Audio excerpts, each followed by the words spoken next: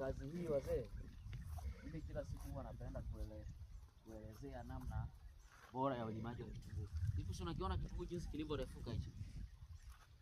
Mimi na ufupi wangu kitunguu kimepita magoti. Kwa hiyo hapa hakuna namna hichi kitunguu utasema hakiwezi kuzaa, hakuna namna. Kwa hiyo kikifanikiwa tu kurefuka hivi, ndio maana unaona sisi ambao tunakielewa. Unaona hapa kimesharefuka. Kwa hiyo kilipofikia tu hatua hii, tayari sisi tuna leo tupo kwenye ratiba ya zamu ya kuweka mbolea ya kuzalishia, na mbolea zetu hizi hapa. Naziona hizi. Naziona hizi mbolea. Naziona hizo. Na vijana wako site. Vijana wako site huku. Naona. Naomba nikuonyeshe huku. Kule.